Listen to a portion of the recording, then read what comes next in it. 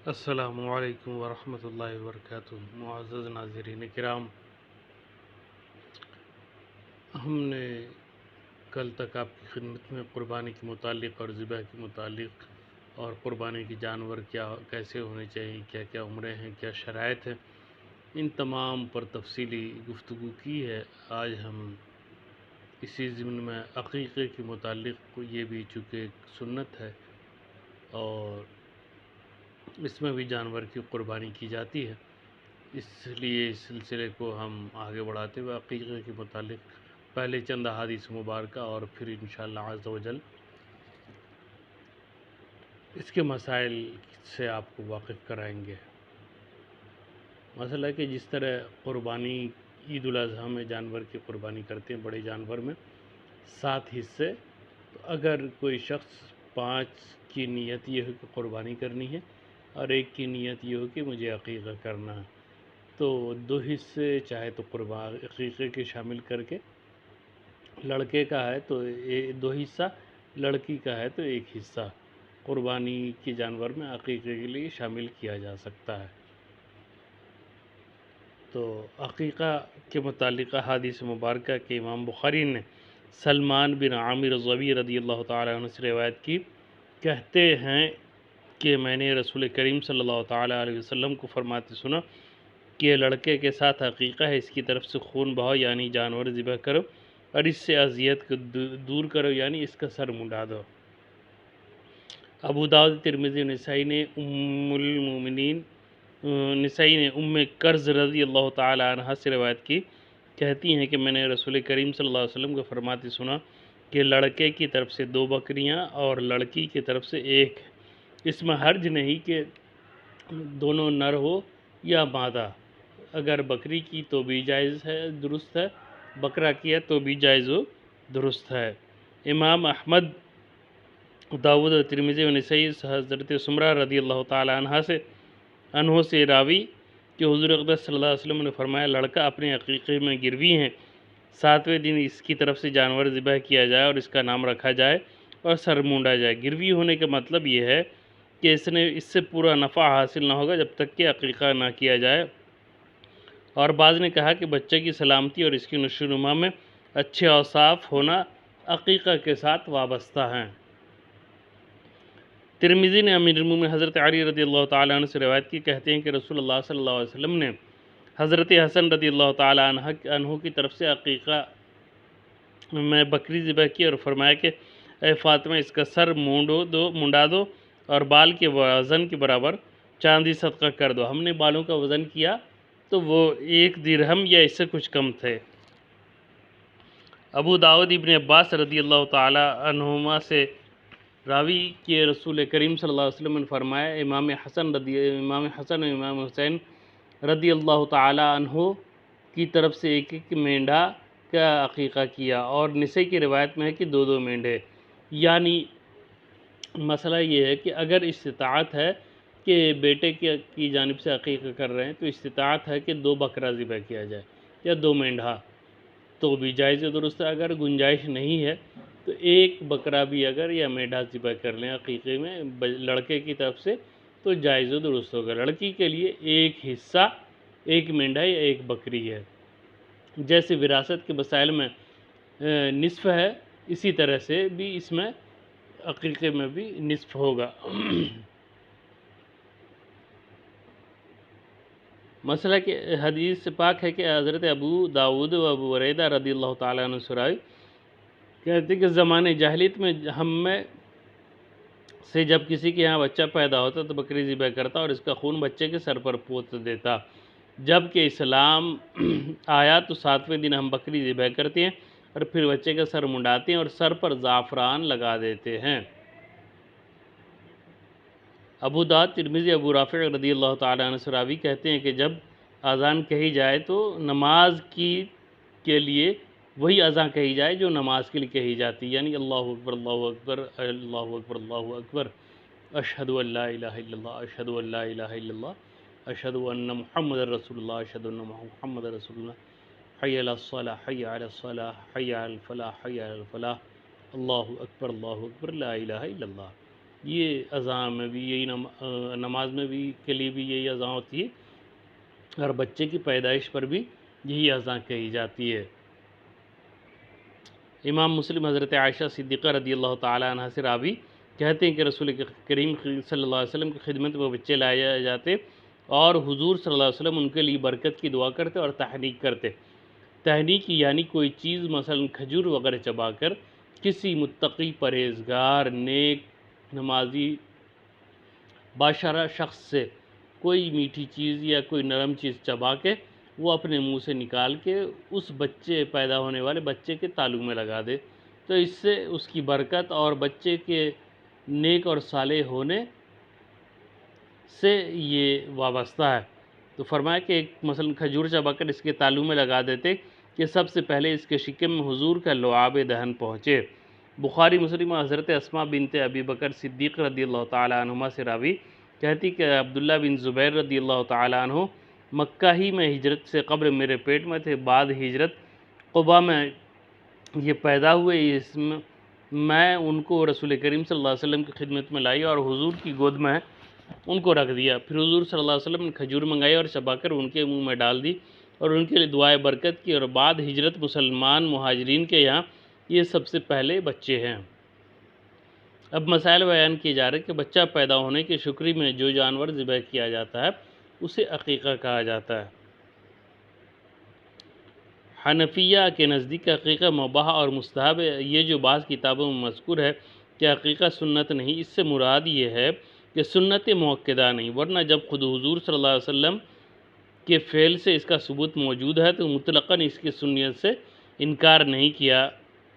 جا سکتا۔ بعض کتابوں میں یہ آیا ہے کہ قربانی سے یہ منسوخ ہے، اس کا مطلب یہ ہے کہ اس کا وجوب منسوخ ہو گیا، یعنی اب یہ واجب نہیں رہا۔ قربانی واجب ہے، عقیقہ واجب نہیں رہا۔ جس طرح یہ کہا جاتا ہے کہ زکوٰۃ نے حقوق مالیہ کو منسوخ کر دیا، یعنی ان کی فرضیت منسوخ ہو گئی۔ جب بچہ پیدا ہوا تو مستحب یہ ہے کہ اس کے کان میں اذان کہی جائے، اور اذان کہنے سے انشاءاللہ عز و جل بلائیں دور ہو جائیں گی۔ بہتر یہ ہے کہ داہنے کان میں 4 مرتبہ اذان اور بائیں کان میں 3 مرتبہ اقامت کہی جائے، یعنی اقامت وہی نماز شروع ہونے سے پہلے جو اقامت کہی جاتی ہے۔ پوری اذان تو اذان ہی کی طرح ہے، حی علی الفلاح کے بعد 2 مرتبہ قد قامت الصلاۃ، قد قامت الصلاۃ کے لفظ کا اضافہ کرتے ہیں۔ تو اقامت میں بھی بچے کے کان میں جب 3 بار اقامت کہی جائے بائیں کان میں تو اسی طرح سے کہی جائے۔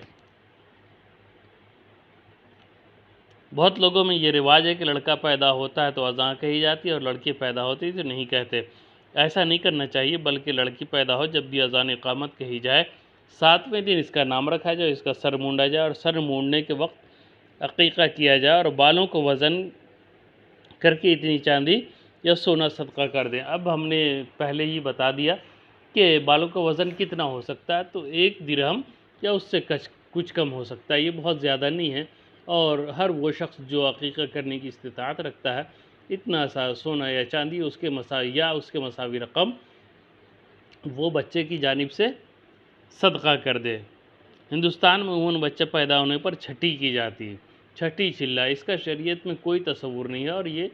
بالکل جائز و درست نہیں ہے، اس سے بچنا چاہیے، اس کو چھوڑنا ضروری اور لازم ہے۔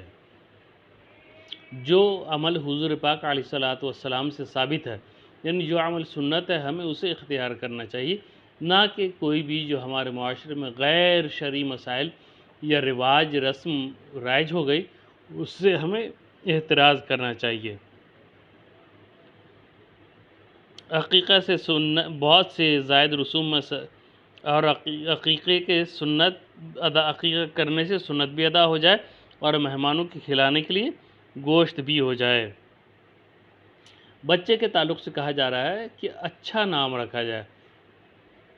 ہندوستان میں بہت سے لوگ کے ایسے نام جن کے کچھ معنی نہیں یا ان کے برے معنی ہیں، ایسے ناموں سے احتراز کریں۔ انبیاء کرام علیہ الصلوۃ والسلام کے اسماء طیبہ، صحابہ و تابعین، بزرگان دین کے نام پر نام رکھنا بہتر ہے۔ امید ہے کہ ان ناموں کی برکت بچے میں شامل ہوگی۔ مثلا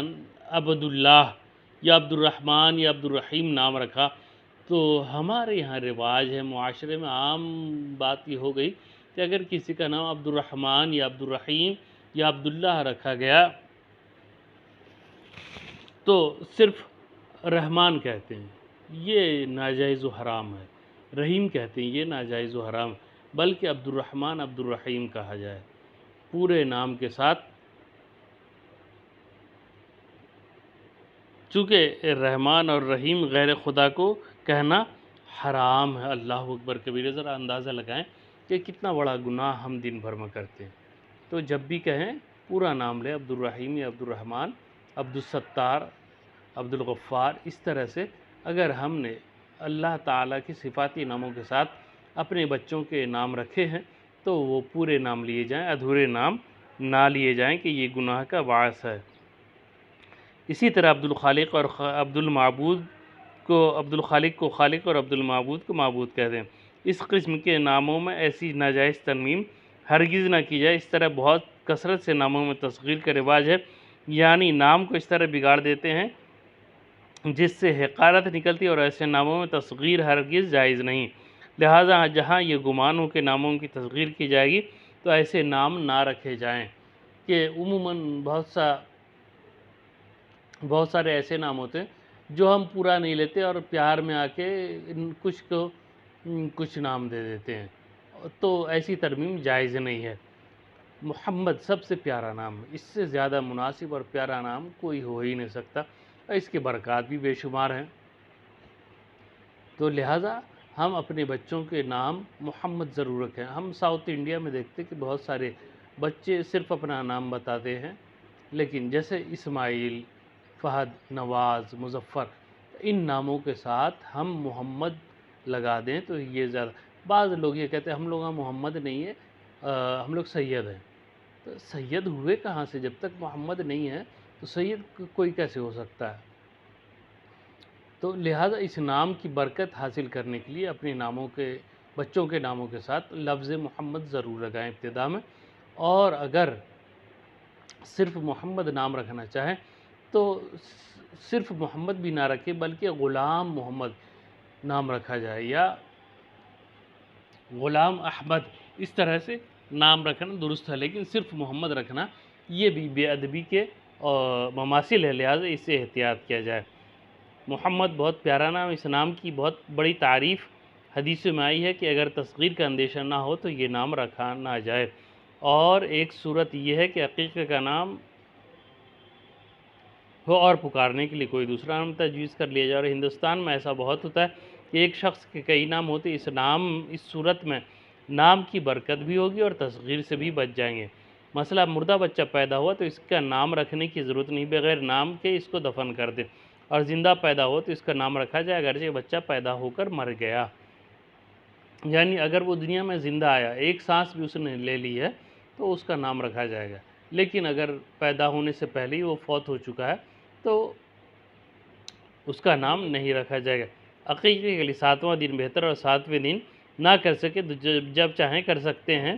سنت ادا ہو جائے گی۔ بعض نے یہ کہا کہ 7ویں یا 14ویں 21ویں دن یعنی 7 دن کا لحاظ کیا جائے، یہ بہتر ہے، اور یہ یاد نہ رہے تو یہ کرے کہ جس دن بچہ پیدا ہوا اس دن کو یاد رکھیں، اس سے ایک دن پہلے والا جب آئے تو وہ 7واں دن ہوگا۔ تو یہ عقیقے کے مسائل تھے۔ اس میں ایک دو مسائل اور پیش کر دوں کہ لڑکے کے عقیقے میں 2 بکریوں کی جگہ 1 بکری کسی نے کی تو یہ بھی جائز ہے، اور عقیقے کا گوشت، بعض جگہ یہ بات مشہور ہے کہ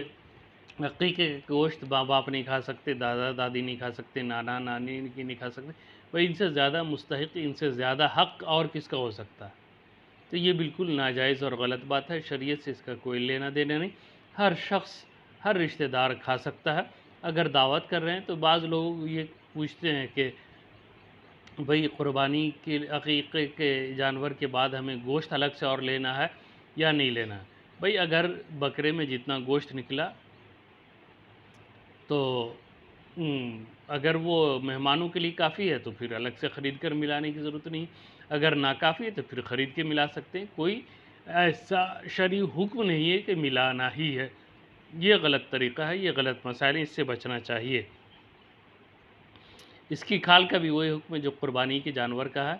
لہٰذا ہمیں عقیقہ کرتے وقت ان چیزوں پر خیال رکھنا چاہیے، اور عقیقے جانور ذبح کرتے وقت ایک دعا پڑھی جاتی ہے، اگر وہ دعا یاد نہ ہو تو بھی قربانی عقیقہ ہو جائے گا، چونکہ انما الاعمال بالنیات، نیت کا دار و مدار، اعمال کا دار و مدار نیت پر ہے، تو نیت ہماری عقیقے کی ہے، بس بسم اللہ اللہ اکبر کہہ کے بھی ذبح کر دیں